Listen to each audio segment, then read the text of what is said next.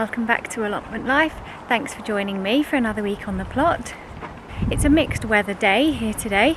The sun was out when I left home, but now I've arrived at the allotment. Of course the sun has gone in, it's breezy and it looks like it's about to rain.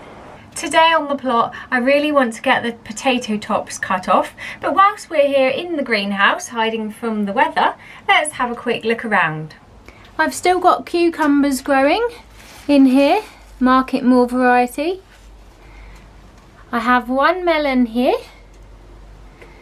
a smaller one just there, and another one over here. I harvested one of these a couple of days ago, so I've had two so far. Oh, there's another little one there, but I very much doubt that's going to have time to grow and develop into anything.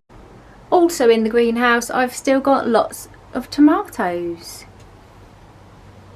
And if you remember, I planted a couple of tomatoes over the other side of the greenhouse as an experiment, and these are also growing.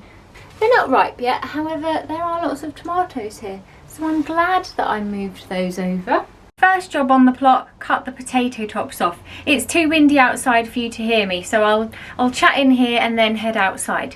The idea is to cut the tops off but leave the potatoes in for another 2 to 3 weeks. This will help them form a skin. At the moment the potatoes can still get a water supply because they've got the leaves and the stalks attached. However, if we cut that off, the skin will start to harden and form, which is the result I'm after.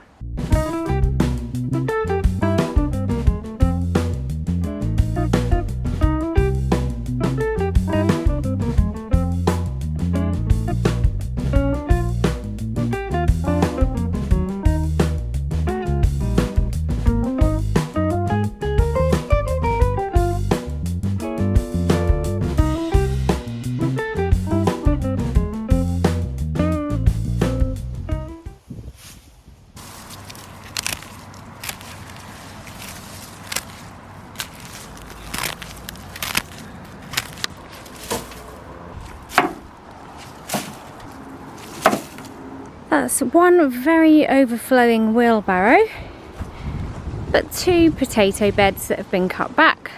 So that's a great job done. I'll leave them for a couple of weeks now before harvesting them. Although you probably watched that in a matter of seconds, that's actually taken me a really long time. And I've just seen Mabel. I was just about to say I'm going to head to the shed and have a break, but look who's appeared. Mabel! How are you? You can just about see her little shaved patches on her legs. Mabel, we want to know how you are. You went to the vet, didn't you? And what did they say? They said Mabel's a beautiful girl. Yeah, they did. It's so nice to see you, Mabel. I think you had your claws cut as well at the vet. This is Mabel, my allotment cat, if you've not met her before. She likes to help and generally supervise what I'm up to at the allotment. I'm off to the shed for a break. I've been working on cutting the potatoes back and it's taken me ages. Come on, let's go to the shed.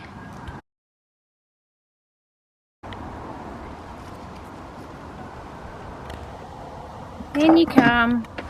Today's drink of choice is my apple and raspberry. This is my last one of these. Whilst I'm here having a break, I'll quickly update you on the foxes. I'm still giving them their herbal remedy for mange. I'm putting it out every day in food and it's also in the water. If you watch the wildlife camera footage at the end, you'll be able to see whether you think they're improving or not. It's really hard to tell on the black and white footage, so I'm hoping I'll see the fox in daylight again. Anyway, break time. It's a little bit breezy, so I hope that you can hear me, but I've finished my break now. I'm back outside and I wanted to show you the pumpkin patch. As you can see, I've got a lot of pumpkins, various varieties. I've now put them on a bed of straw to raise them up, and I've rotated them 180 so that they get sunlight on all sides. Otherwise you end up with one pale patch. Look at this one, that looks great. That's a really nice smooth one. Stripy one over here. This is one of the goosebump pumpkins. You can see its bumps are starting to form. Oh, I just spotted a courgette over there. I'll grab that in a minute. Another nice bright orange one over here. Some smaller ones that are a little further behind. And over here I did have 2 flower beds, one there and one there. Not flower beds, 2 beds. And I thought I'd put my spare pumpkins in, so I put 2 in this side and 2 in this side, and look, they have just exploded and they're going absolutely crazy. Over this side we've got the decorative white pumpkins. They've developed really well, they're nice and tough already. And over here, these look like Jack Be Little, possibly. Oh, look at this one. That's really cute and tiny. We will have pumpkins for Halloween this year. Whilst I'm in a cutting back mood, the next thing is the asparagus. As you can see it here, I've let it grow and do as it wishes. However, now I want to cut it back so that it can put all of its power into growing asparagus next year for me. This should be a much quicker job than the potatoes.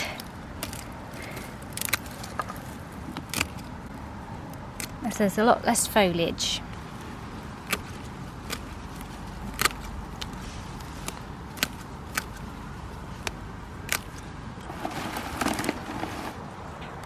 Whilst I'm here, I'm also going to weed this bed now so that I can clearly see where the asparagus crowns are.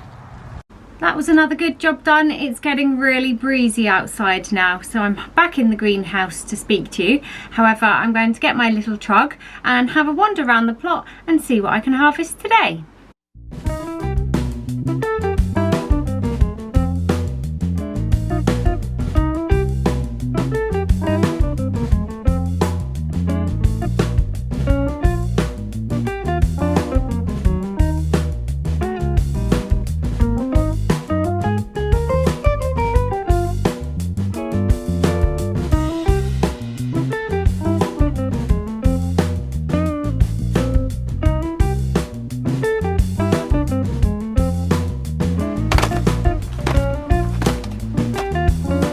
I think that will do for today. That's all I need.